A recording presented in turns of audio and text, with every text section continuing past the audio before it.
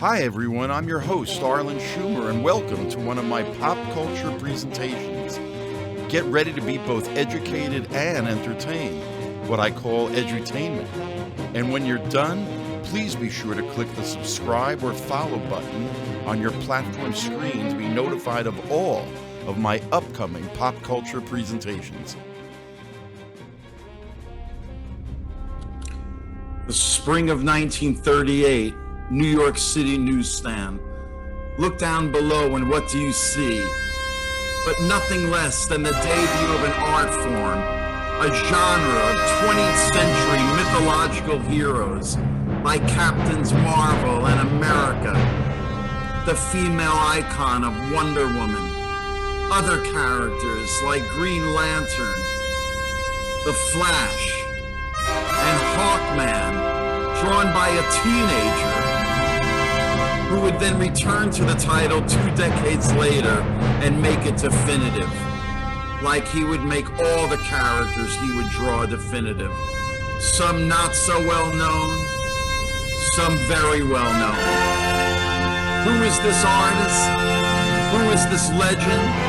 Who is this man who created so many immortal, timeless characters with a style as immortal and inimitable and unmistakable? That man would be, that artist would be, the one, the only, Joe Kubert. My name is Arlen Schumer. This is the fourth in my year-long monthly series on the great comic book artists of the Silver Age. I started in January with Carmine Infantino. Then I did Kurt Swan, and then Jack Kirby, and now Joe Kubert. He's one of the artists in my book, The Silver Age of Comic Book Art. And my book is made up basically of the work of these 8 artists who I believe we'll look back on 500 years from now as the great Renaissance masters of the Silver Age, in the same way that we look back 500 years ago on the great Renaissance masters of the human figure like Michelangelo and Da Vinci and Raphael. And you can see under each artist, I put a quote from them that really tries to get across what they really felt about their art and what they were doing. Kubert said the artwork is not the message, the artwork is the medium. This image that I used for my opening graphic comes from an autobiographical story that Kubert did in 1968 from this page, where you can see him drawing his entire family and a caricature of himself in the bottom right as the successful artist. But Kubert was successful. In 1968, he was made an editor, which was a move by his peer, the publisher Carmine Infantino, an artist that Kubert, like Infantino, was a teenager when he got to DC Comics in the early 40s and broke into this then new medium with these things called superheroes. And you can see in this autobio page how Kubert is telling the readers in 68 the characters that he worked on. And you got to remember, back then, there wasn't a lot of historical reference on any of these characters. So when we were reading this at the time as kids, this was, pretty revelatory to know that the Kubert we were following in the Silver Age in the 60s had also done these characters. Of course, it's the character Hawkman that really made his bones, and he was barely out of his teenage years when he's doing Hawkman in the 1940s. You can see the mask of the Golden Age 40s Hawkman, very different from the one in the 60s, and we'll focus on that in a little bit. But you can see also how Hawkman was a member of the Justice Society of America, DC's gathering of heroes in the 1940s in their Golden Age. Here is Kubert drawing Hawkman later in the 40s with the refined mask that's slightly different. And by the time we get to the last issue of Flash in February of 1949, you get this version of Hawkman by Kubert. Hawkman was popular enough that he alternated with a flash on covers. And you can also see graphically how the young Kubert was always experimenting with different graphic translations of essentially black and white pen and ink based and brush comic book art. And significant that this would be the last issue because Hawkman, like all the superheroes, really couldn't fight off the death of the superhero by the end of the decade. That was really brought on by a number of factors, the largest of which that other genres, the kind of film noir of comics, the horror and the crime comics, mostly by the great EC Comics, you can see their logo from the early 50s, but it was because of the success of these genres that overtook the superhero after World War II ended, and in a sense, the superheroes lost their war to fight. These other genres took over, but they, of course, instigated the backlash that would be most prevalent in the infamous Seduction of the Innocent by the psychiatrist Frederick Wertham, who basically said that, oh, juvenile delinquents read comic books, therefore comic books caused juvenile delinquency. And that's not even an American article on the right side of this image. That's a British article, but that shows you how this book and the cry to clean up comics in the early 50s resulted in this famous stamp that would be affixed to the upper right corner of every comic book by the mid 50s, a self-censoring board that, you know, they succeeded the anti-comic book forces. And the early 50s were a dry time for young artists like Joe Kubert, who were pursuing a field that was dying. This comes from a story Kubert would have drawn years later. There's Kubert drawing himself with his partner, Norman Maurer. And you can see how early on Kubert would always address the readers, but you know, they teamed up in the early 50s and together they produced some very significant material. First of which would be Kubert's first real keynote character, and that would be a Tarzan-like character named Tor. But unlike Tarzan, who takes place in the modern day, Tor takes place in the world of 1 million years ago. And you can see the early Kubert signature and the early Kubert style. Once again, Kubert addressing the reader in the upper left corner. But you can see how much Kubert was influenced by the science fiction artist of the early 50s over at EC Comics. And that would be the great Wally Wood, this being one of his most famous stories, the autobiographical My World. But roughly the same time, Kubert is doing his own tour with Norman Maurer. And you can see in these beautiful early splash pages, the future Kubert mature style to come. Another one of the experiments that succeeded for Kubert and Maurer were three-dimensional comics. They were really the first ones to do it with Mighty Mouse. And you can see the famous red, blue, or red, green, whatever, the glasses. And of course, they even had Tor take a try at it because these were so successful. Notice they're 25 cents, which was big money back in those days. But you can see how Kubert adapted the Tor stories to 3D as well. And even in this 3D image, you can really see the beauty of Kubert's early style. So the 3D craze was one of the many crazes that would characterize the decade of the 1950s, along with the automobile, the new space age, speed, the rocket. And all of these things must have come together because sometime around 1955, somebody up at DC Comics, we don't know who, decided to say, hey, it's been a long time since we published The Flash. The last issue was 1951. It's 1955 now. There's a whole new young audience. Why don't we bring the Flash back? But not exactly the way he looked. Why don't we reboot him? Now, they didn't use the word reboot back in 1956. when this issue of DC Showcase appeared, debuting what would become known later and retroactively forever stamped as the first superhero of the Silver Age, even though, of course, in another presentation webinar that I do, we go into the slight antecedents of the Flash. But suffice to say, this is not Kubert's work. This is the work of his peer, Carmine Infantino. And interesting that a guy with the name Carmine, which means red, would become associated with the classic red-suited character. Interesting, Kubert did ink that first issue of Showcase, so he did have a connection to the Flash. But the Flash does kick off by March of 1959, when they bring the Flash back and continue his numbering, 105. The previous issue was from 1951.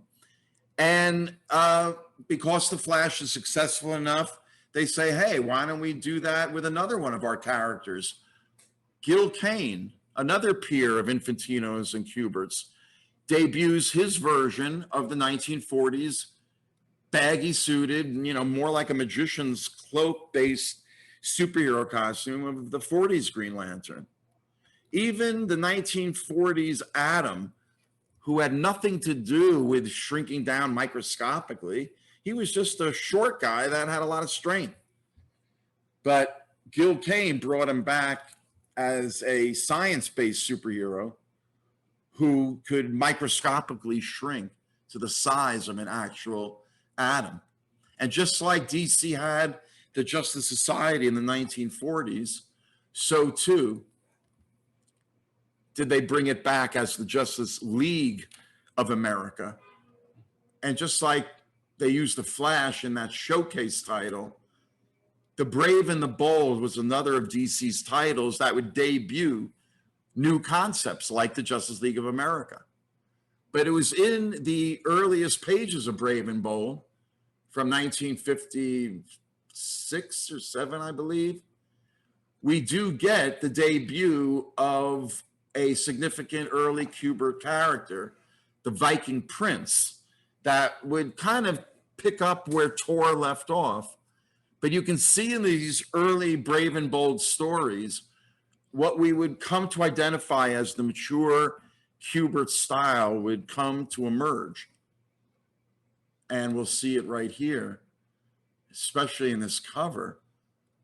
When we come in close, everything we identify with Kubert, the brush strokes, the expressive pen work, you can see in this Viking Prince, which would cross over easily when in 1961, he would create this image of the character he worked on in the late 40s, Hawkman. And that would be his Silver Age debut. And look at the cool looking mask.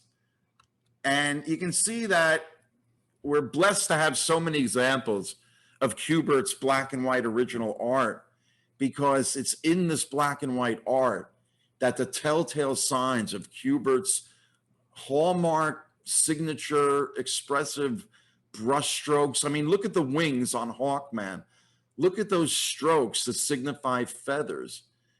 They're beautifully expressive brush strokes, as well as acting realistically, quote unquote, as feathers. Look at this very early 1959.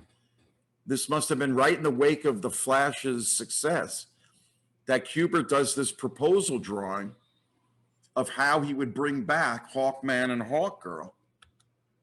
Look at these notes. Suggests mask as an original Hawkman to strike fear in the hearts of evildoers. He's quoting Batman, of course. If logical reason for flight is necessary, could have rocket strapped and back between wings. So yeah, that's Kubert thinking. But the thing to notice with these early 60s Hawkman stories is how much Kubert uses and spots his blacks to really give Hawkman a whole different feel from most other superheroes at the time. It was Kubert's reliance and beautiful use of blacks that is not only one of his signature trademark styles, but not something you come to associate, especially in the early 60s, with the dawn of this new age of superheroes. Beautiful figure posturing in the bottom panel. I love that. As well as the figure of Hawkman on the right. And again, look at the beautiful, I mean, if you were teaching an art class, we could go on and on about the use of black in the first panel on the left as the shadow underneath the roof of that little houseboat. And then that black goes into the pterodactyl wing shape that Kubert makes solid black, which brings your eye up to the right past that beautiful Hawkman mask that really to this day, only Kubert ever fully mastered, and how to put the shadow underneath the nose piece onto his natural nose. Look at this beautiful use of chiaroscuro high contrast lighting. Remember, folks, this is like a 3-inch rectangular panel in the actual printed comic. And remember, I said this was so against what was happening over at DC Comics, where most of their superhero adventures took place in broad daylight. You rarely saw a Superman flying against the night sky. The most we'll get is sunset, but not Kubert. Some of his Hawkman stories are filled with beautiful panels like this. Years later, in my Silver Age book, I would quote Mike Vosberg, head of the 1963 fan base Save Hawkman campaign, the successful drive to persuade DC following Kubert's 6 Brave and Bold tryout issues to award Hawkman an ongoing series. But I love what he said. Kubert used a lot of blacks and a lot of rendering to create a very dark, mysterious look to the work. Those Hawkman issues are very, very moody. They really show the influence of film noir. You could see this noir sensibility in Kubert's work and his confidence and audacity to spot blacks like this. But look at how he graphically delineates this shadow character, where you get a full sense of both his 2-dimensionality and his 3-dimensionality, which is a very difficult creative line to ride. Again, look how Kubert brings it to color by making the black ink of the shadow thief only print on the red and blue printing plates to create that purple. Here's another beautiful Brave and Bold cover. This is where Hawkman gets his wings. Notice the wings affixed to the head mask. And here's how it looked in color. Here's the splash page to that issue. And here you can see in his early 60s Hawkman, the beautiful use of space and perspective to really give his pages an open, airy feeling, and knowing when to use panel borders and when not to, when to use color and when not to, when to drop out the white space.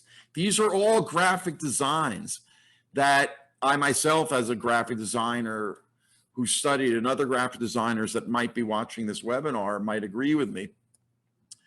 But Kubert employed them almost instinctively in his illustrative work. This, of course, was the splash page to that beautifully painted cover based on Kubert's pencil. Now, these wash covers, as they were known, were somewhat not prevalent in the late 50s and early 60s, but every now and then, like Kubert did this one, they would pop up. They were the work of DC's head colorist, Jack Adler, who would take the pencil work of his artists like Gil Kane, and then with watercolor dyes, paint a version of them and separate them. And I'm talking printer's talk now. This is the very first comic book I can remember holding in my hands. I was 5 years old in the summer of '63 when this came out. But that is Adler doing wash tones over Kurt Swan's beautifully penciled Superman statue, one of the single greatest images of Superman really ever done. But I think of all his painted covers, I love this Kubert Hawkman one the best. But as I indicated in that Mike Vosberg film noir panel, Hawkman was not commercially successful in Kubert's initial run of 1961/62. And he did not get his own title. And Kubert went on to other things. But by 1964, they decided to bring Hawkman back in his own title. But that's not Kubert's work. That's the work of his peer, the great Murphy Anderson. Now, Murphy Anderson would go on to not only draw Hawkman for the next 3 years or so, and here's a kaleidoscopic look at some of his many great covers. And many would come to associate Murphy Anderson as the Hawkman artist because he would come to draw him always years later and be considered one of his signature characters. And here's his take on Kubert's image that we saw a couple of moments before. So yes, even though Murphy Anderson did some yeoman's work on Hawkman, and it is one of his signature characters as well, there's still something about Kubert's Hawkman whenever he would deign to return to draw him, like this cover from 1967. He would never draw Hawkman again as a regular series. Now, when both Hawkman and Atom were discontinued in 1968, as the superhero tide turned in the wake of the Vietnam War, DC sales were slipping. They decided to put Atom and Hawkman together and get Kubert to draw the covers. And there were only 5 or 6 issues of these. And Kubert didn't draw any of the interiors, but again, anytime he did Hawkman, it was always a treat. I mean, I'm not so crazy about his Atom necessarily, especially here, but you gotta love, again, Kubert drew the mask on Hawkman like nobody's ever been able to cock it just right. And there's a classic impact of Kubert's expressive. Look at the beautiful pen work on those hands crashing into the boulders. Here's a piece of Kubert's original art and how it's brought to color.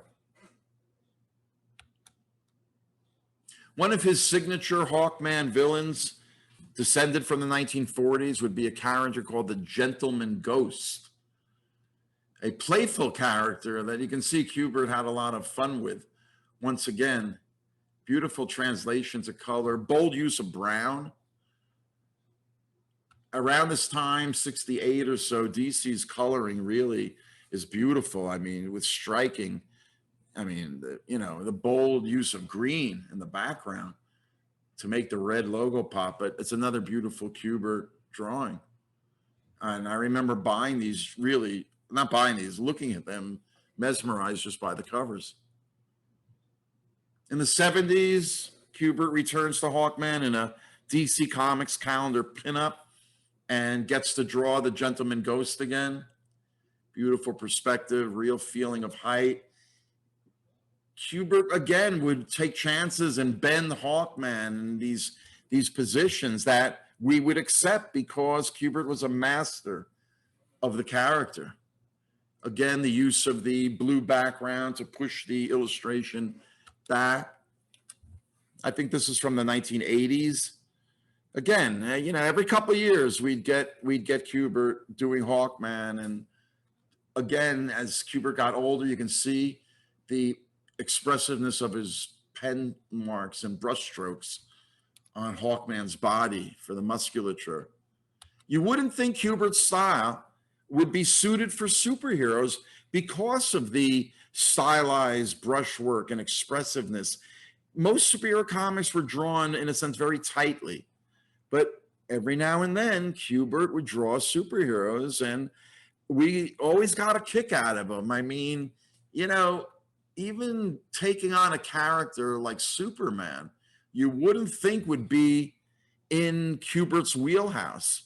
But there's a beautiful splash page from that 1980s issue. And you got to love it, right? Another great Hawkman mask, of course.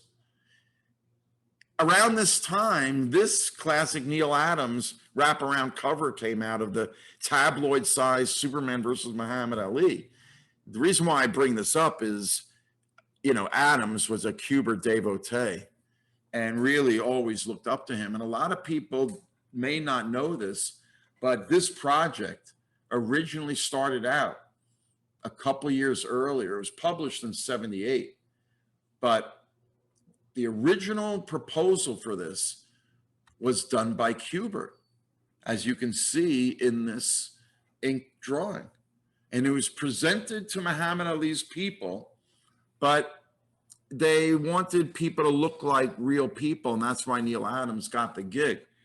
But Adams himself never denied the fact that he based his classic cover layout and positioning directly from what Joe Kubert had done. In the late '70s, Kubert returns again back to that showcase title where they brought back Hawkman, and Kubert gets to only do the covers, but they're always a treat. Throughout the rest of his career until he passed away in 2012, it seems like once a decade, Kubert would return to this signature character. In fact, the year he passed away, I believe this was done a year before. I can't quite see the year. 2011, this is a year before Kubert passes away. And it was one of the last publications he did for DC Comics, where he would do a story in every issue along with other artists that he loved and admired. And this is, I would assume, Kubert's last Hawkman story. And while it shows a kind of lighter touch in a way, Hawkman will forever be his character. And I think he would be pleasantly pleased. By the way, they were translated recently on the CW Network's Arrowverse, as they call it, the superhero universe created there with the Flash in the center, Green Arrow. And yeah, there's Hawkman and Hawkgirl. Not exactly looking like Kubert's creations, but nevertheless, they would not be, you know, popular without Kubert's interpretation. These are the images I find on the internet with modern Hawkman illustrated approaches, and with the DC movie universe kicking off and talk of Hawkman appearing, and everybody thinks various actors should play him. It was from this comic book trade magazine, you can see from 2002, one of my single favorite illustrations of Hawkman by Kubert, done in 1993. And you can see that it's the image that I used in my opening graphic of really what I identified as his 5 greatest creative character icons. Of course, the one I put in the center is perhaps the one he's most identified with, and that would be the World War II base Sergeant Rock and the combat happy Joes of Easy Company, along with many other Kubert war creations that he did at DC Comics, that really, as you can see in this biography of Kubert's with his self-portrait on the cover, how closely he's associated with Sergeant Rock. Maybe this is the most iconic Sergeant Rock cover in terms of displaying the entire cast of the combat happy Joes of Easy Company. Of course, these things were created in conjunction with the man I consider Kubert's soulmate partner writer, and that would be Robert Kanigher, shown here in a portrait by Kubert. But it was teaming with Kanigher in the late 50s at DC Comics on the War Comics line that would create Sergeant Rock in this 1959 issue of DC's war comic, Our Army at War. In a story, now that's not a Kubert cover, by the way. That, I believe, is Irv Novick, I think. But it's on the inside story. You can see Kubert's early signature in the bottom right of the story called The Rock and the Wall. And we come to find that the characters talk about Rock this way. Why do they call us Sarge Rock? Because that's what he is. Because when the going gets so rugged that only a rock can stand, he stands. Another story, same ending. Why do they call him the Rock of Easy? Because a wall may fall, Buster, but not a rock. And it's in these grizzled close-ups of Sergeant Rock that almost a decade later, when Kubert's mature style had fully emerged, you can see that everybody's choice always, if they were ever going to do a Sergeant Rock movie, would have to be Clint Eastwood. Yes, only Clint Eastwood in his prime could have ever been Sergeant Rock. And it's in these incredible, expressive faces of Sergeant Rock that I used as my double-page spread introduction to Kubert's chapter in my Silver Age book. Look at that line work, the brush strokes, incredibly beautiful drawing that I took from this panel, from this 1968 story. You know, Kubert was a master of black and white, but he's also a master of color as well, and never shied away from the bright primary colors to offset the highly charged use of black. Here's the double page spread in my book introducing us to Sergeant Rock. And in the bottom left panel, I quote Kubert when he says, "I felt, as did Bob, that Rock had to be a vet, which meant that he had to be an older kind of guy, a father figure to those who came in under him. It's hard to say how he was developed. I draw, as Bob contends, by the seat of my pants. I have to feel the thing intuitively." And when you see these early Sergeant Rock covers, you can see how much humanity that Kubert injects into these World War II stories. These are not super heroic military images. This is more about war is hell than glorifying war. And you never did not feel that when you saw a Kubert Sergeant Rock. In this way, Kubert shares with the great Harvey Kurtzman, who in the early 50s at EC Comics, with his own pen and brush, that's his art on the cover of one of two comic books put out during the Korean War that are really the first American anti-war comics. And these have had to have had an influence on Kubert, because in 1968, at the height of the beginning of the real Vietnam War protesting, Kubert and Kanigher put out this issue with this cover. Now, remember, this is World War II, and yet this image appearing in 1968, when we were seeing images like this in Life magazine about all the protests of Vietnam. And I asked Kubert, when I interviewed him in 2003, I said, "Joe, you guys have had to have meant that cover to be an anti-Vietnam War statement." And he goes, "No, Arlen, we weren't thinking of that at all. We were just trying to make an, war is hell statement." But, sometimes artists are not necessarily the best witnesses to why they create, because ideas are in the ether, the counterculture, the hippies, the anti-war movement.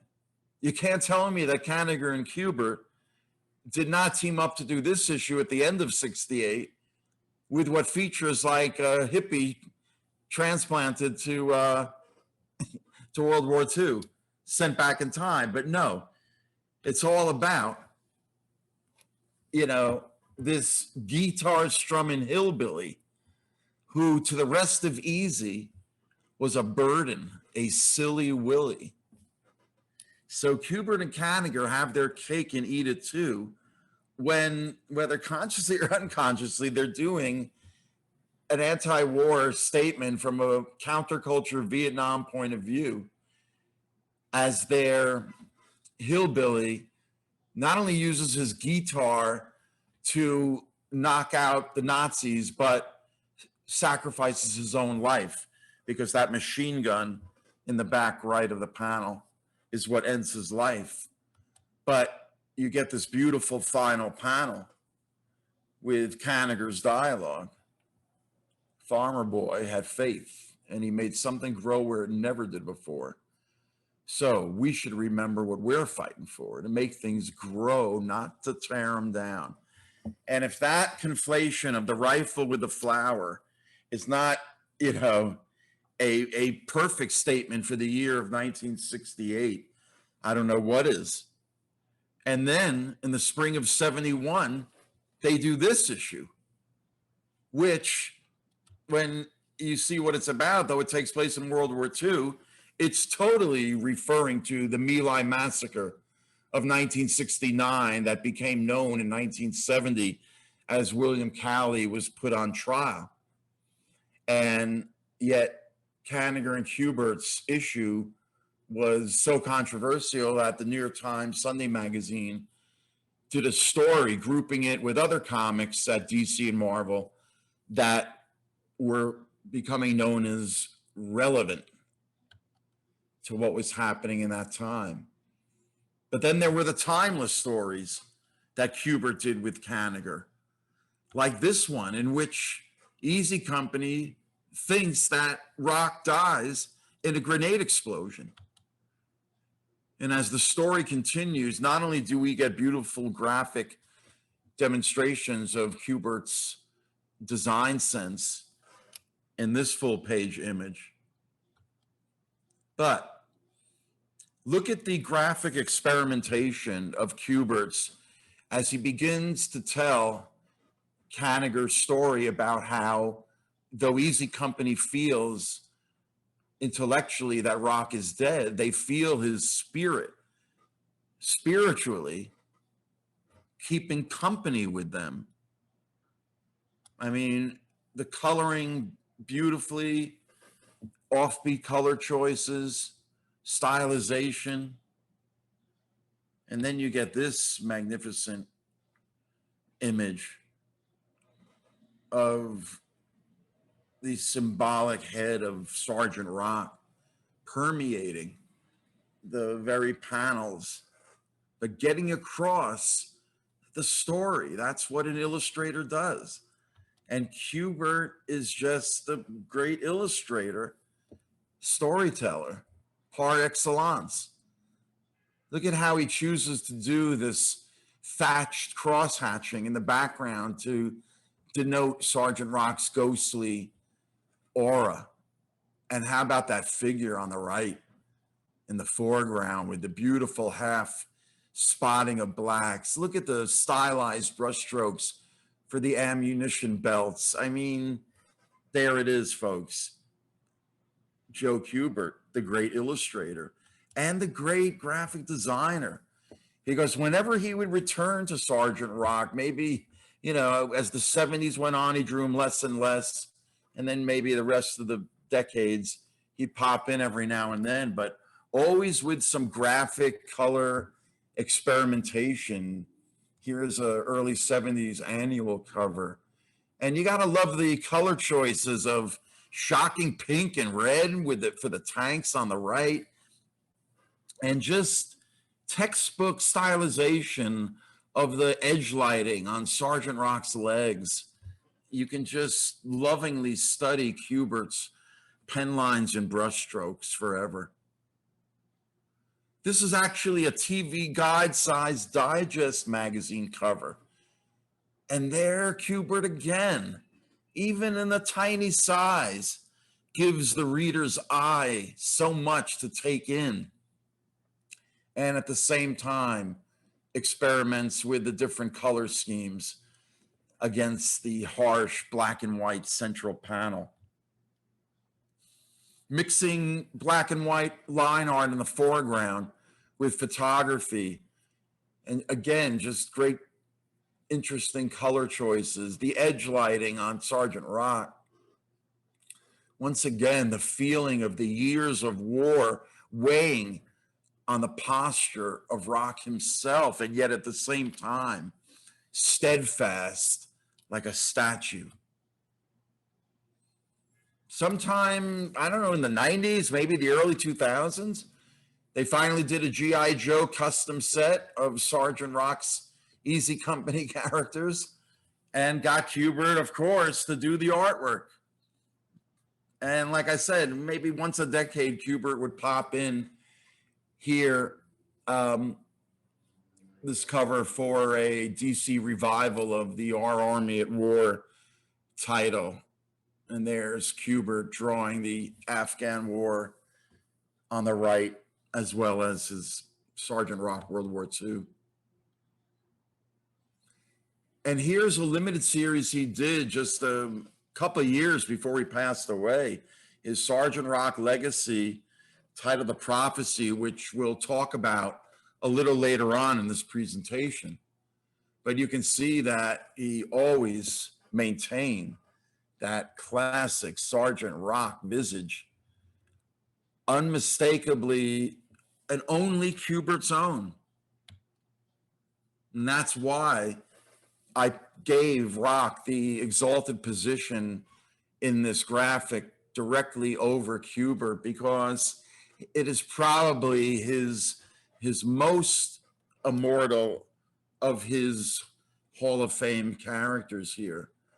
Now, we'll go from World War II to World War I with this enigmatic character, with the enigmatic book title of Enemy Ace. Yes, the Hammer of Hell.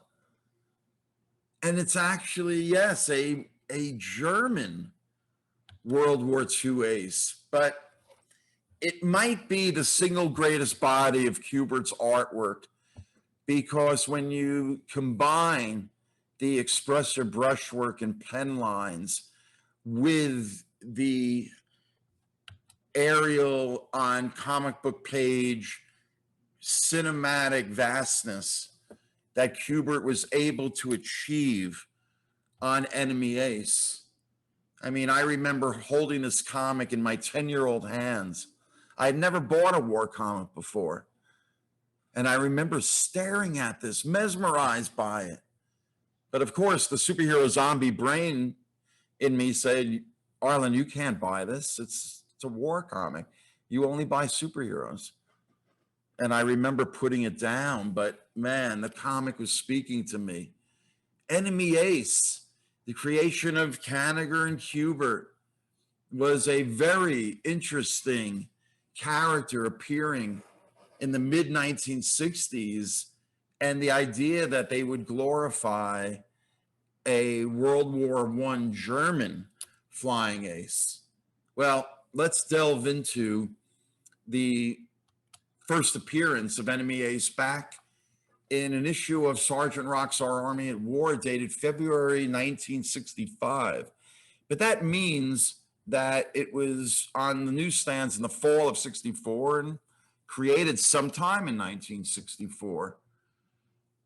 But you can tell by Kubert's signature on the first splash page that this is still not Kubert's fully mature style. Even though it's 1965, it really doesn't kick in for another couple of years, as we're going to see.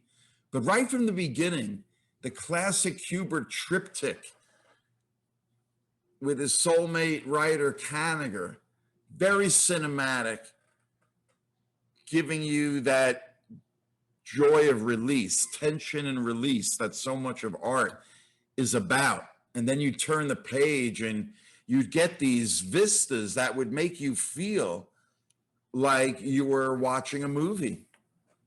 Now, the reason why Enemy Ace was created by Kanigher and Kubert sometime in '64, because there was a flurry of interest in the early '60s about Baron von Richthofen, who was known as the Red Baron, had 80 war kills, and was finally shot and killed by an English flyer.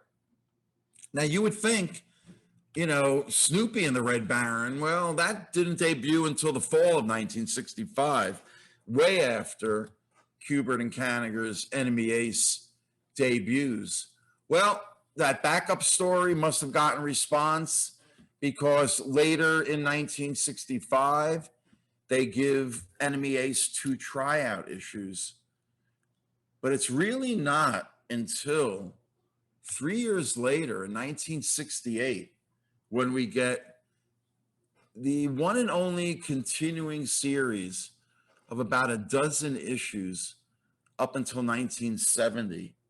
But it is in these issues that Kubert's art just reaches apogees of astonishing excellence.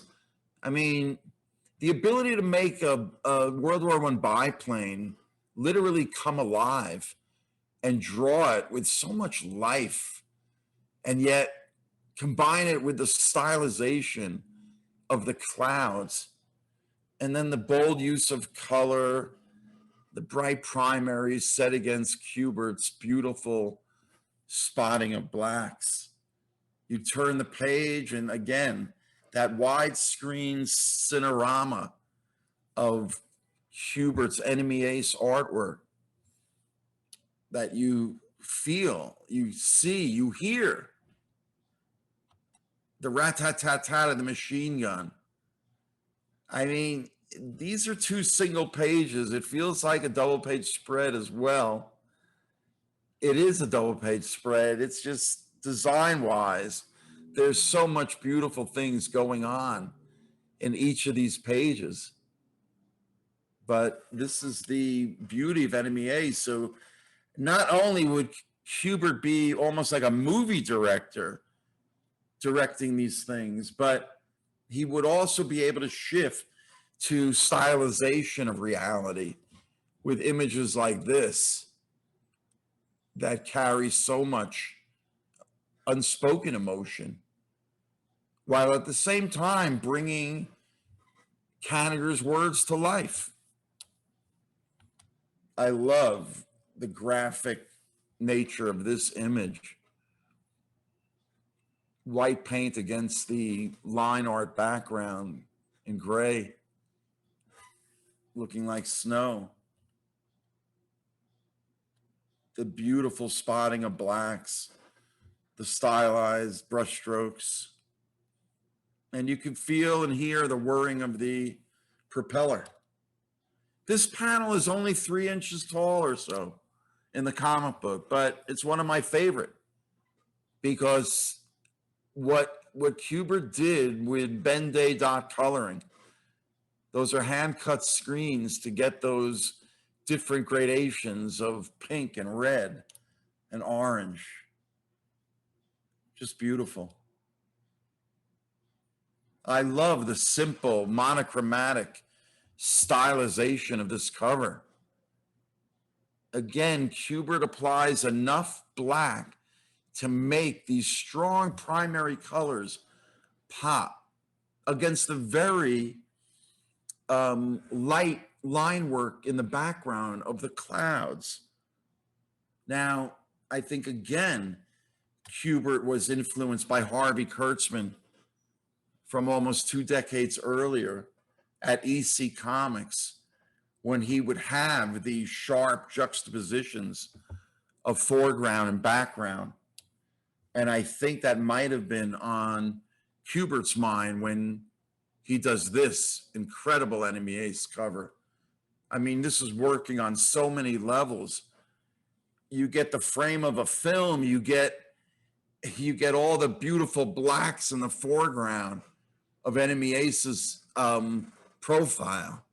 The drama of the soldier saluting as he drops to his death. The plane behind him, sitting in the background, the feeling of depth. Just a beautiful work of art. As is the splash page. Note again the bold use of blacks against the simple primary red, yellow, and blue color scheme. The stylization of the whirring rotor blade of the foreground plane. The very cinematic strobe effect of the biplanes spiraling out towards us. And by the way, again, this is 1968. There's Kubert's mature signature. It's really, I think Enemy Ace is really the debut of the mature Kubert style. IDW recently put out one of their artist editions of original art from Enemy Ace. And I mean, printed large size facsimile reproductions of his black and white original art. You can feel Kubert's hand moving across these pages with his pen nibs and his brushes and his Higgins Black Magic India ink. But even when he was working in color, Kubert always designed first for black and white, knowing how he would sometimes use color so minimally. Maybe my single favorite Enemy Ace close-up is this, the contrast between, look at those pen strokes, folks, in the Enemy Ace close-up. That's Kubert. And then you get the brushstroke stylization of the clouds and the tiny silhouette of the plane. In my book, I lay down some text of Kubert reminiscing. They flew thousands of feet in the air, and the men that flew them were just incredible. That's what I saw when I read Bob's Enemy Ace. That's what I tried to put into my drawings. Working with Bob Kanigher was a constant challenge, an invigorating, rewarding challenge. Bob's stories turned and moved on the emotional aspects of the characters involved. That then caused the artist to plumb the depths of his concentration to create a graphic response to Bob's text. And though Enemy Ace is not as well known as some of Kubert's other immortal characters, nevertheless, the body of incredible artwork in that title demands his inclusion. But if we're talking about now from the relatively unknown soldier of Enemy Ace to the very well-known visage of the first 20th century superhero, really, and that would be Edgar Rice Burroughs' Tarzan, as delineated by Joe Kubert.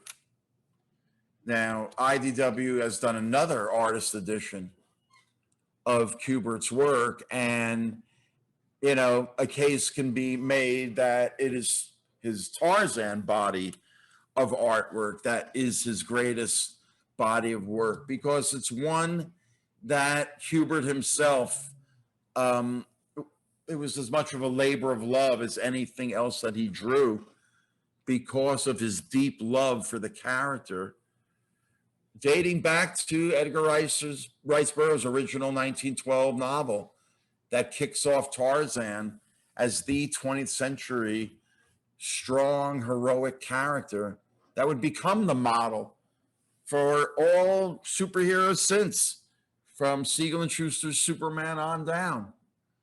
And Tarzan was so successful in Burroughs' novels that he immediately was translated into the medium of comic strips via the great artist Hal Foster, who drew Tarzan in the Sundays that looked like this. He pretty much kept to, as you can see, a classic grid that he would violate when he would do his signature strip starting in 1937, one that he owned, unlike Tarzan, Prince Valiant, which is really Hal Foster's magnum opus, of course. So Tarzan went into other hands after Foster, and the most prominent would be Bern Hogarth, who drew him all through the 40s and the 50s as well. And Hogarth was a master of what he dubbed dynamic anatomy. And you can see that on exhibit, the frenzied energy of Hogarth with the almost preening posing of Tarzan himself. I happen to think his Tarzan is a little too homoerotic for my taste. Too many butt shots, I think, that Hogarth liked to draw, but nevertheless, I mean, his foliage alone is also a hallmark of his tenure on Tarzan, as you can see in that center panel. After Hogarth, the great Russ Manning draws Tarzan for years in the 60s and 70s. I think his style was a little too slick for Tarzan. I think it's more suited to science fiction, superheroic type strips like Magnus Robot Fighter. And then there's other Tarzan artists through the 60s like Jesse Marsh. And this is back when comic book companies like Dell and Gold Key had the Tarzan license. And I think in the 60s, you can see that Dell and Gold Key, they favored painted covers over line art, which would be on the interiors. And here is, I think, the last Gold Key issue from June of 1972, I believe. No, maybe June 1971, because in the interim, DC Comics would acquire the rights to publish Tarzan, and Joe Kubert was made not only illustrator, but writer and editor of the title as well. It was a dream come true project for him, because you can see right from the start how much homage he's paying to his artistic hero, Hal Foster's Tarzan, from one of the earliest origin images to Kubert's first cover. But his delineation of Tarzan, I believe, is definitive over all others because of Kubert's savage style, of his pen marks and brushstrokes. It was perfectly suited to the savage jungle world of Tarzan himself. Kubert's Tarzan is the perfect meeting of form and function.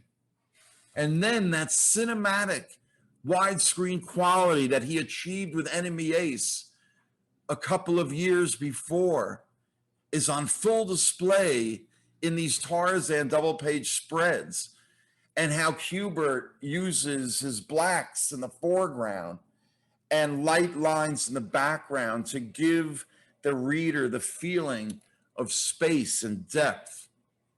And as always, Kubert composes for black and white. I love the black and white version of this particular spread because we could spend hours just discussing the expressive brushstrokes on Tarzan's body that are just gorgeous in their stylization, in their delineation of realistic shadows, but yet making them artistic. The feeling of motion, the narrative power of Kubert in a spread like this. Notice the symmetrical composition of this and let your eyes take in just the contrast between his use of black to unite this composition. Now, maybe I'll make it easier for you and show it to you in black and white so that you can now see how Kubert so delicately balances out his artwork in black and white, knowing how he's going to color it. And when you look at Kubert's Tarzan in black and white, you can see his homage to Foster when Foster did Tarzan as a daily strip as well as the Sundays. And this beautiful, gridded fight scene, I think Kubert is absolutely on a par with the great Jack Kirby, who a decade earlier in 1967 did this primer on the art of comic book superheroic fight scenes and the use of force lines, speed lines, motion lines to get across power and energy. And then the beautiful breaking of the panel lines in the last bottom right panel to give the entire page of whiteness, a feeling of a background. Well, I think Kubert does the same exact thing with this sequence as well. Look at this black and white pencil drawing and how much pure energy Kubert's raw pencils are able to achieve. But nothing is sacrificed when he inks. His inks maintain that gestural energy of his pencils. In that tabloid issue was a double-page spread pinup. You know, folks, in those days, there weren't comic book stores. There wasn't memorabilia. There weren't T-shirts and posters that you could go out and buy. There weren't action figures of Kubert's Tarzan. This is all we got. But that's why we also cherished it. It's hanging up in my bedroom. It's also hanging up in Kubert's space, as you can see in this photograph. Probably late 2000, aughts, as I guess we must call them. But yeah, don't you love that Tarzan image is right there in the background? Of course, the world of Tarzan meant the world of the savage animals and beasts of the jungle. Crocodiles, of course, alligators were a staple of that world, and Kubert never shied away from really delineate them in his trademark style. One double-page spread and then another underwater. Beautiful. The feeling of movement, the stylization of the white underwater foam effects. And then up on land, the elephant in color. The rhinoceros. This might be my single favorite Tarzan issue of fall of 1972. And it's called The Captive. It begins with another great elephant image, airy, jungle, widescreen, double-page spread. But soon in the story, Tarzan would be made captive by this tribe. Looks like they're going to roast him and eat him, I think. And Tarzan realizes that he's got one last resort.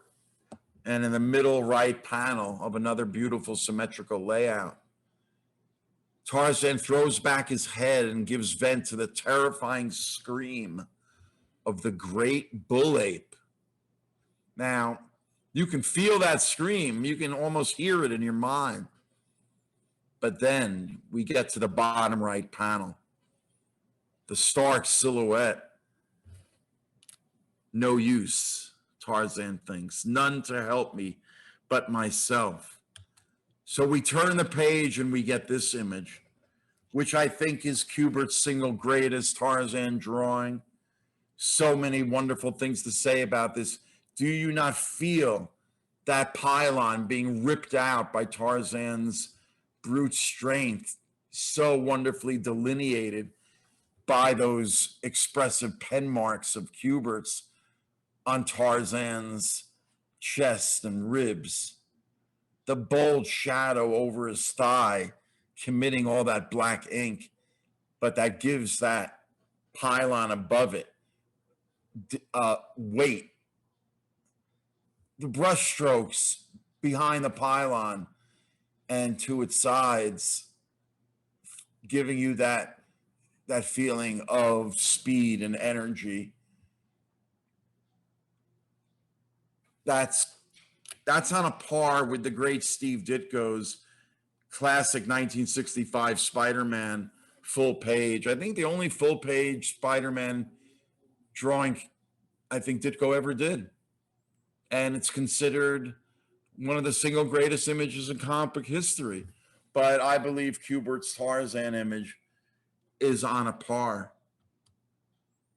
Back to the animals, of course, the lions, tigers, not so many bears, but in Tarzan, Kubert gave us the great confrontations that he had been doing way back when in Tor in the early 50s.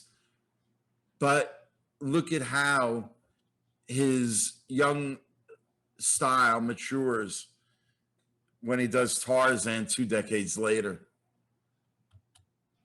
And beautiful in black and white, right?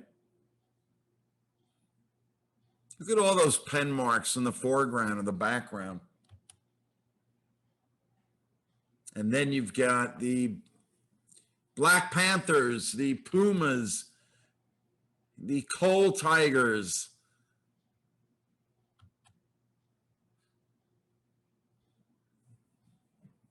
Beautiful across the double page spread. This was actually the first double page spread in Kubert's very first Tarzan.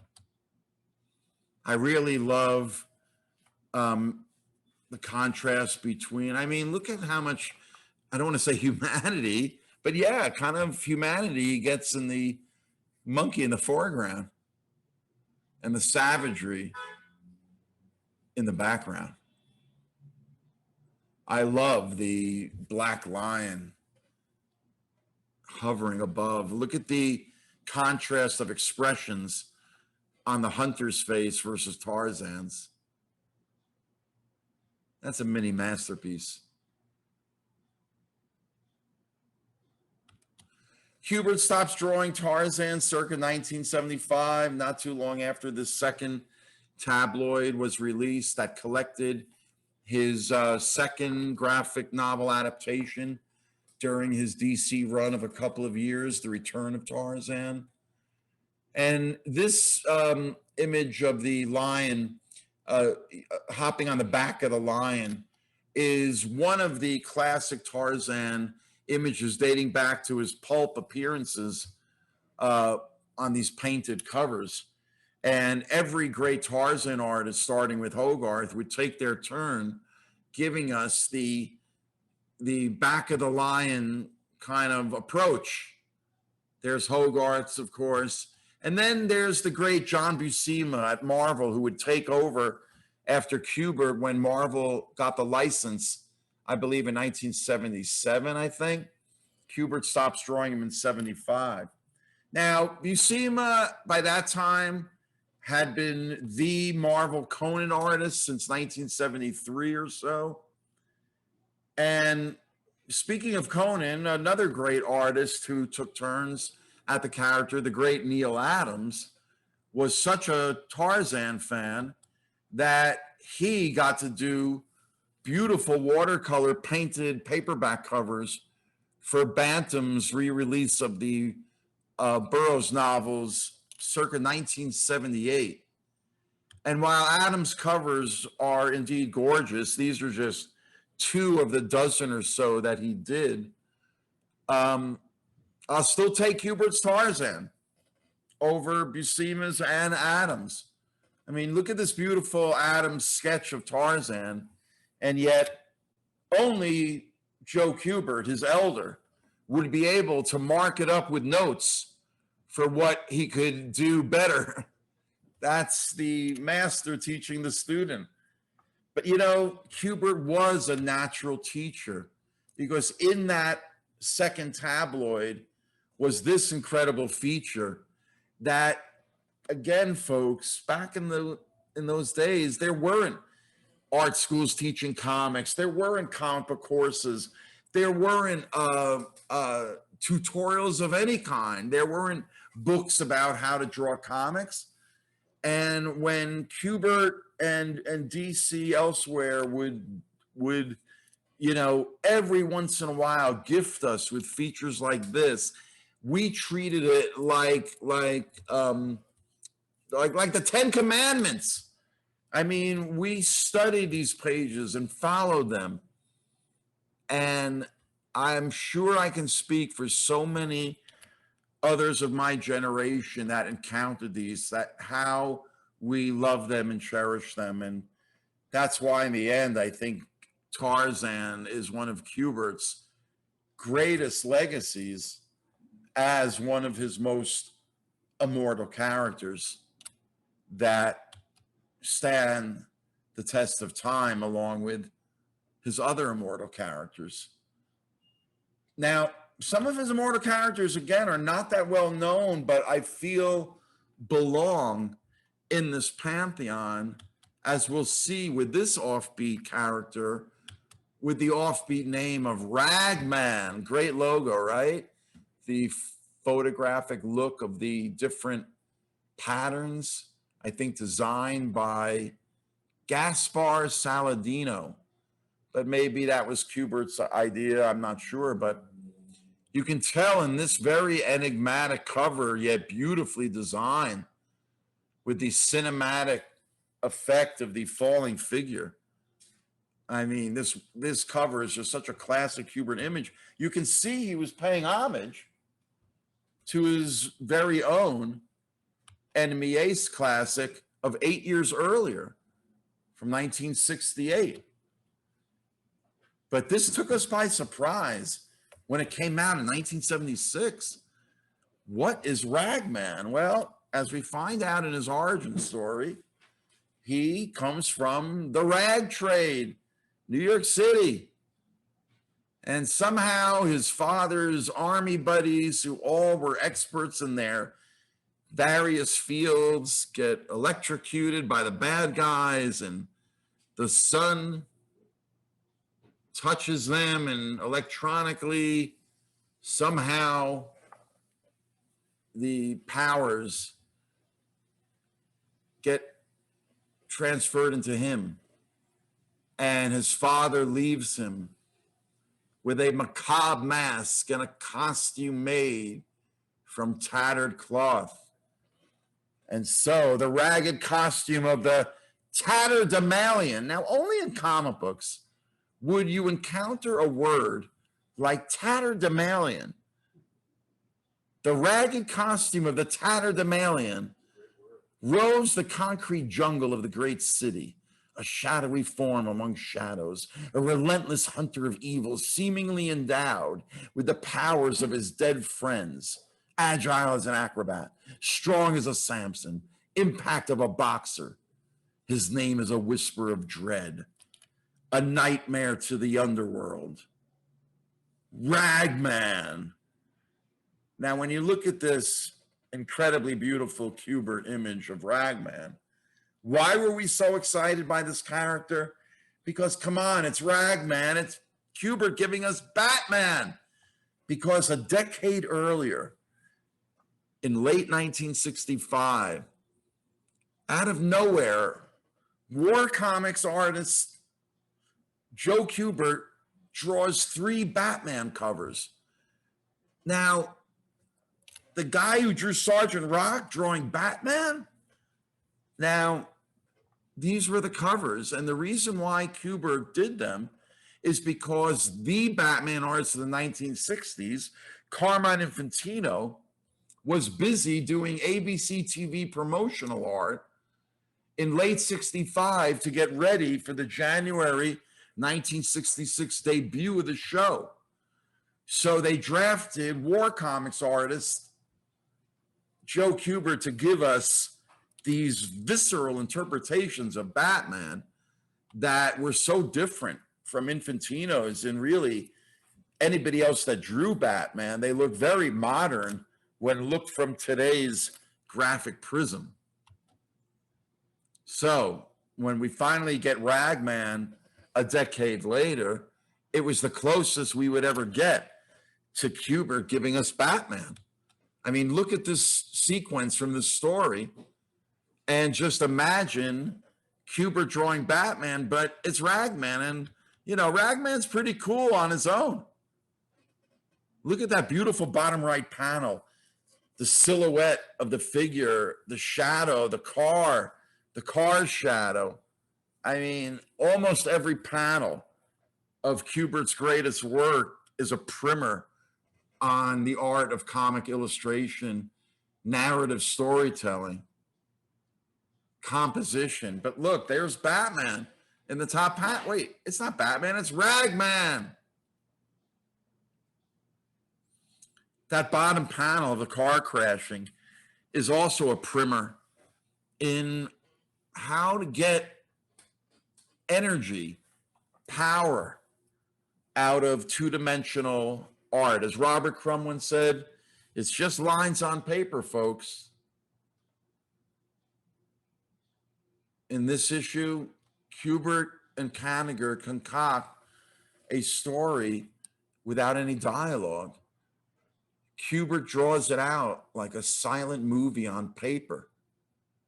Ragman, look at that beautiful graphic logo at top. The tatterdemalion of justice. Great location for Kubert's chiaroscuro black and white work, a cemetery. And as you follow the story, again, no dialogue, no captions, pure images. It's Kubert, a master at work.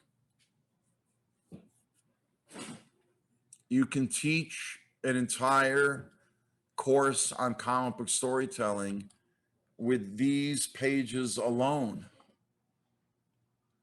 I love the grace and beauty of that center panel of Ragman's scalloped cape edge acting as almost an umbrella over the panel. I mean, contrasted with the statue in the background.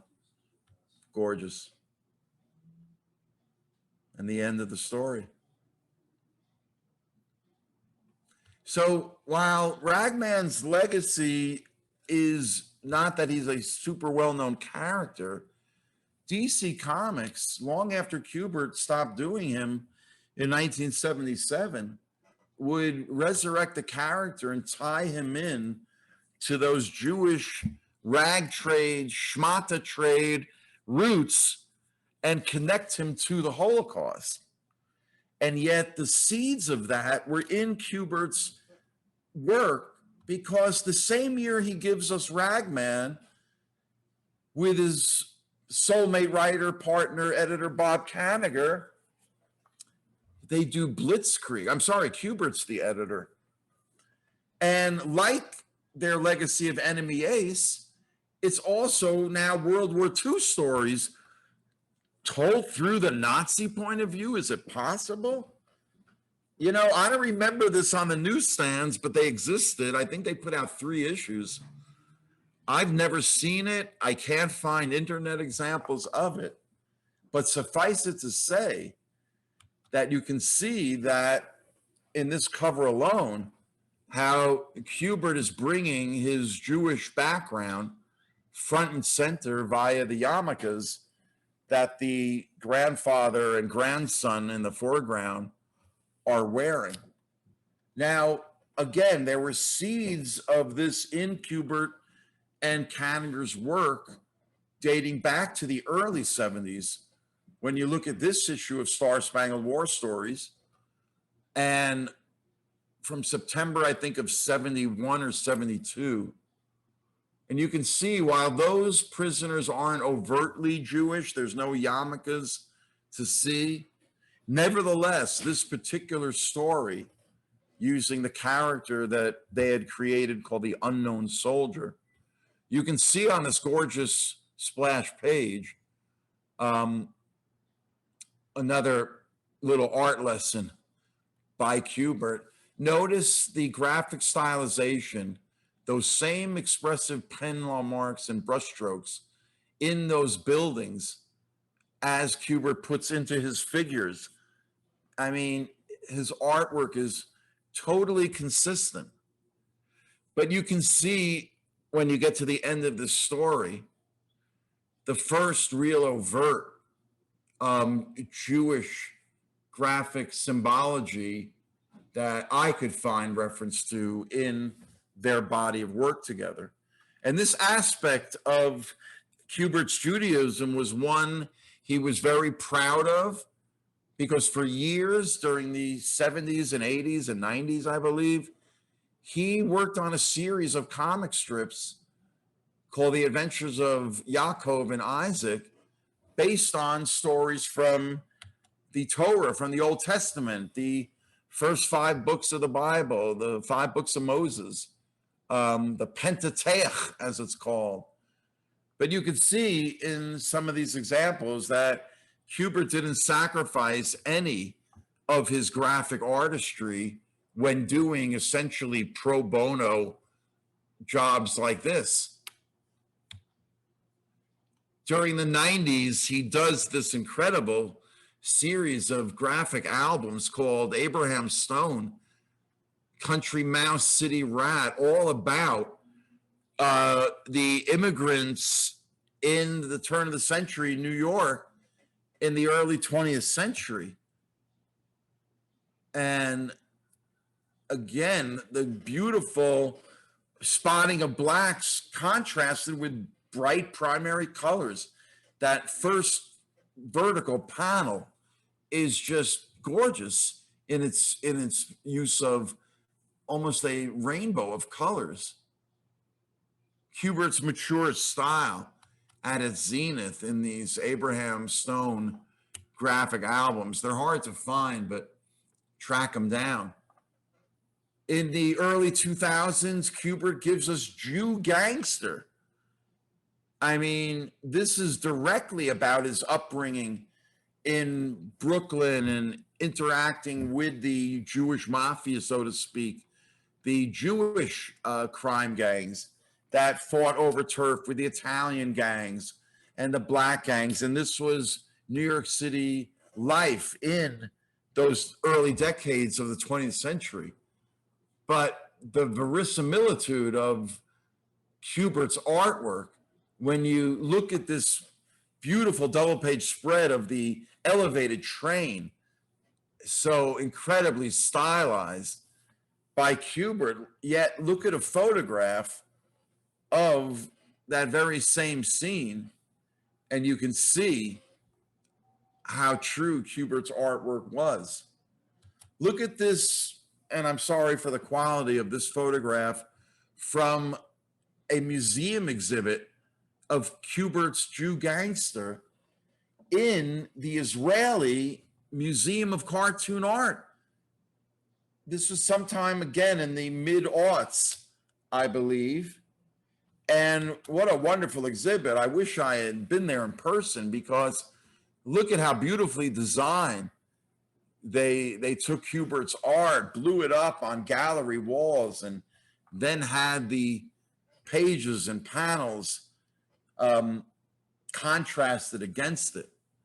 And you can see Sergeant Rock, he returned to Sergeant Rock in the mid-aughts with this story, The Prophecy, which has Kubert, Sergeant Rock, his most kind of Holocaust-infused story, where, I mean, Kubert is setting it in places like Vilnius in Lithuania that were totally massacred of their Jewish population by the Nazis.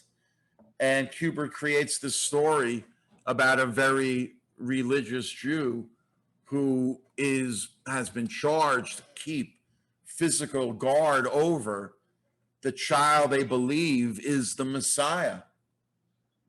And Kubert called it The Prophecy. And yet, not only did was Kubert interested in telling stories still about rock from World War II. In the 90s, the late 90s, he does a graphic novel about a modern war, the Bosnian War, which he got from a series of faxes from an artist friend living through the war. And you can see Kubert, once again, does not sacrifice any of his trademark style, honed in decades of World War II Sergeant Rock stories to give us a modern take on a modern war. But you can see how the huddled masses in this Facts from Sarajevo graphic novel feel very much like the huddled masses of Warsaw Ghetto uprisers in what might be Kubert's, could be greatest graphic novel that he releases in the mid-2000s that he calls Yosel. Yosel is the Hebrew name translated to Joseph. And Kubert's family was from Poland, but they got out right before the Holocaust hit. But Kubert creates a graphic novel that supposes, what if his family didn't get out? What if a young Joe Kubert had been forced to grow up into the Warsaw Ghetto of the Holocaust of World War II? Kubert renders this entire graphic novel in pencil, but his pencil drawings alone, as you could see here in these examples, just speak volumes of raw humanity. Talk about less is more, but you could feel the emotion in young Kubert doppelganger's face in the foreground and the desperation of the bespectacled man in the center image. I mean, in pencil alone, this character is looking through us as much as we are looking at him. This is one of Kubert's drawings around the time of Yosel. And it's the crematorium in his a stylized sepia wash drawing. And yet the seeds of this you could find in Ragman. And that's why I believe Ragman deserves a place of honor amongst Kubert's greatest immortal characters. Now, remember that autobiographical comic that I took that picture of Kubert at the drawing board there? Well, it's really all about Kubert's family and how, he was always a family man, and he brought up his sons and they became great artists themselves. What a surprise.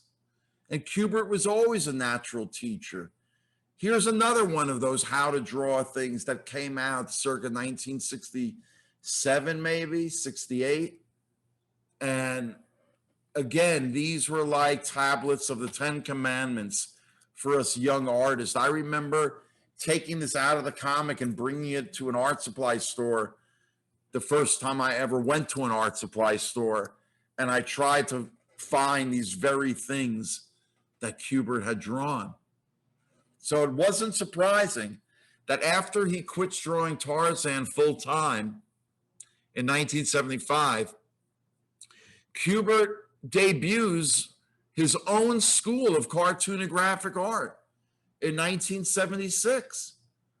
And it's based in a mansion he was able to get. There is a picture of it. And the class of, I guess, 1980, maybe his first year, or the class of 1979, whatever, pretty significant in terms of comic book history. There's Kubert, circa the time he's doing his school. I first became aware of the Kubert school really from the first issue, I believe in 1977, called Sojourn, that printed a lot of the work of this early school of Kuberts. And these would be artists that would go on to become great artists of the last really 40 years. Stephen Bissett would team with Englishman Alan Moore to give us Swamp Thing and redefine the character for a new generation. Bissett would go on to his own creator titles like Tyrant. Timothy Truman is another one from that early class that would become one of the most revered mainstream and yet independent artists at the same time. Rick Veich did some incredible, and is still doing incredible graphic novels about the dark underbelly of superheroic comics like Brat Pack and The One, and whose cover, looking like a three-dimensional box of detergent, might have been his homage to his mentor Joe Kubert's own 1964, I think, cover for Our Army at War to look like a three-dimensional hardcover book. Tom Mandrake would give us a very dark version of DC's character, the Spectre. Artists like Ron Wagner would get their starts as a Kubert alumni.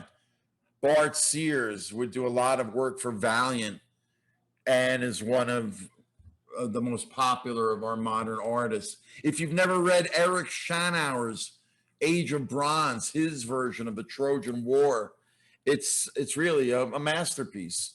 Graham Nolan, who created the character Bane, who became famous in one of those Christopher Nolan movies. Rags Morales, a great current modern artist, was given the plum job to redefine Superman for the 21st century with the great Scottish writer Grant Morrison. I love the work of Alex Maleev on so many Marvel titles of the last kind of 2 decades. Incredible artwork. And then there's Amanda Connor, who's got such a great, unique style. Dan Parent, continuing the Archie tradition.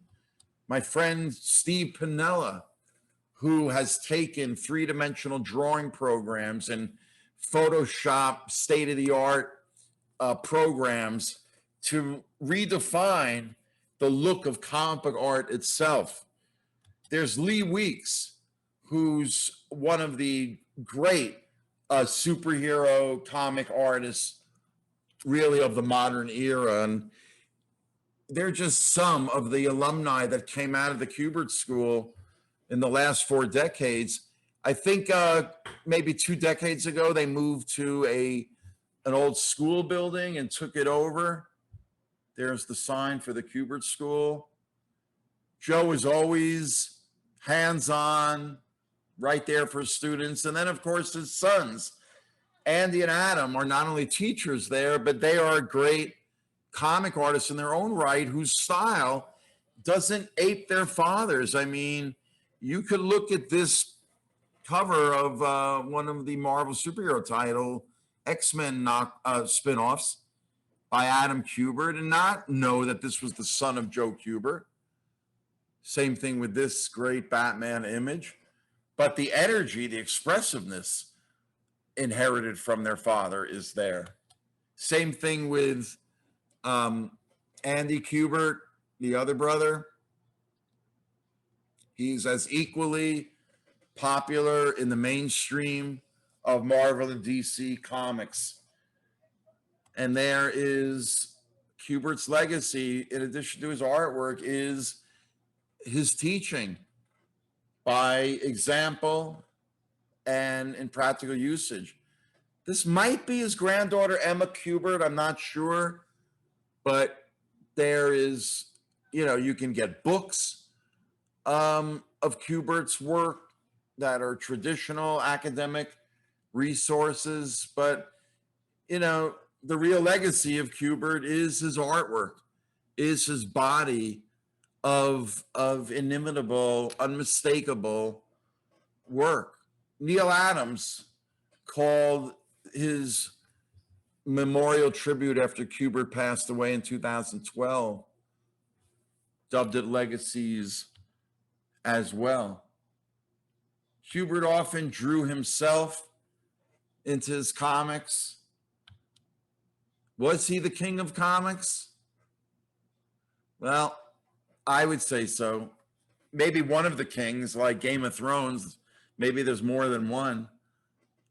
But perhaps we will let his soulmate writer partner, Bob Kanigher, have the last word when Kanigher wrote, "From his pen came the power and the beauty, the action, the adventure, the loneliness, the exhaustion, the pity and the pitiless,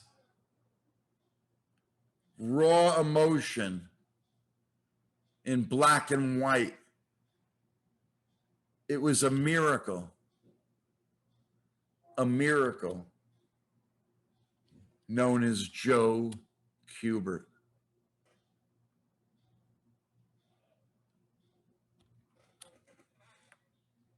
Ladies and gentlemen, I want to thank you for watching my Savage Style of Joe Kubert webinar. It's one of my many comics history projects.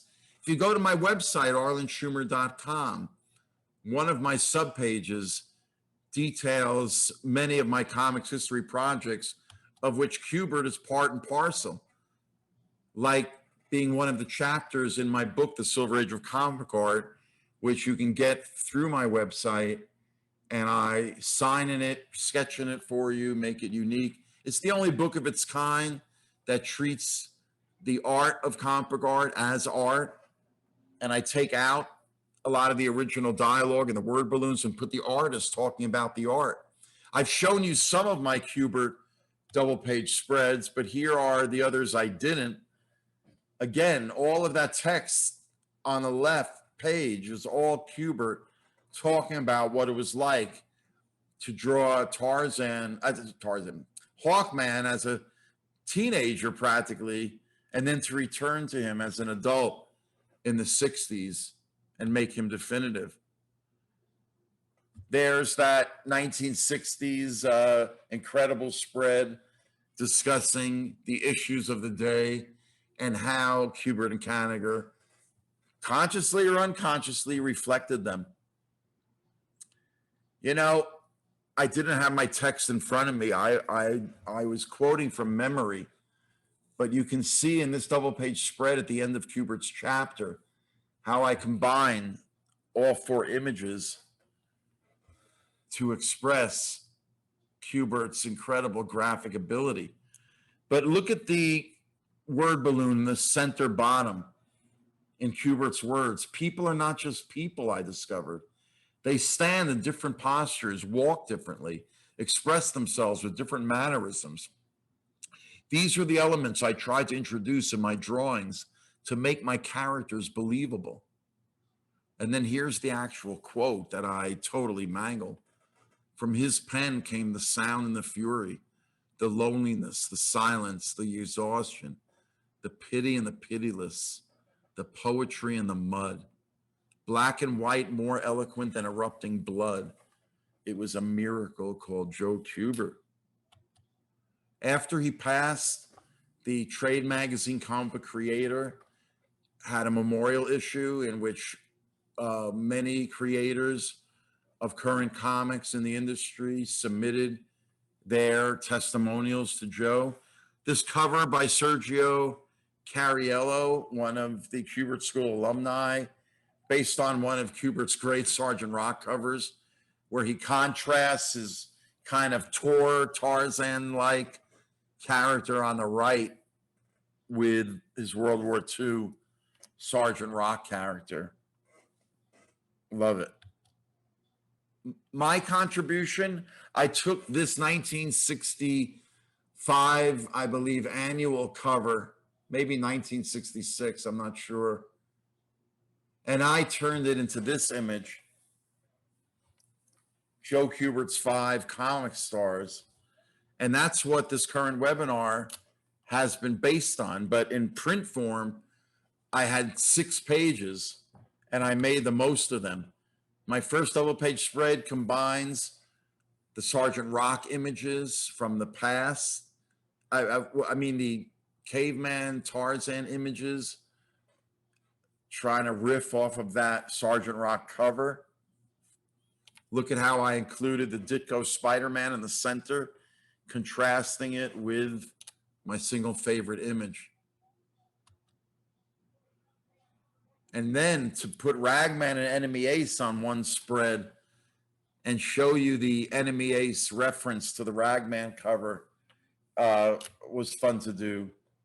And then my last page, the great Hawkman memorial with the 6 brave and bold covers that Kubert did, of course, with my maybe single favorite Kubert image of Hawkman.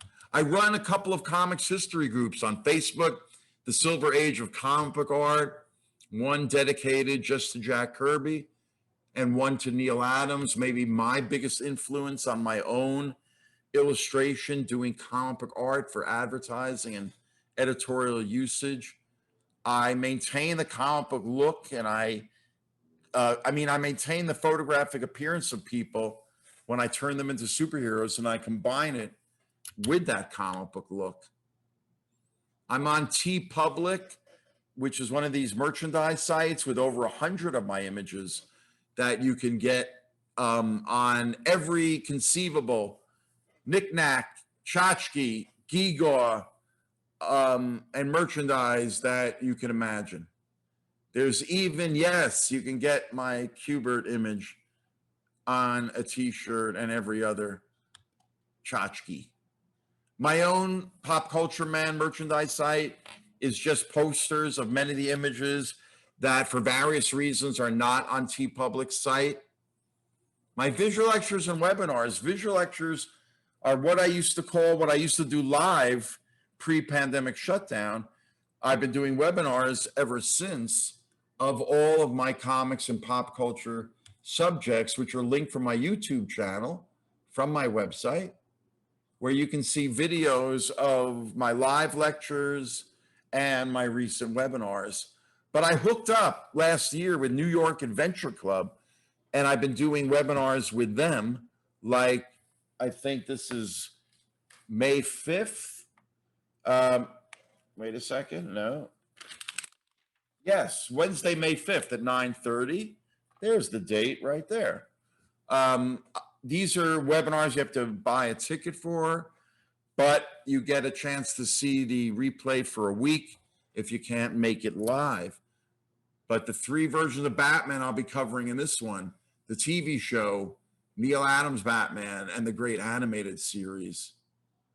And then the week later on Wednesday at 9:30, I'll be doing a webinar on how New York City itself has been a star of the comics ever since their inception in the late 19th century.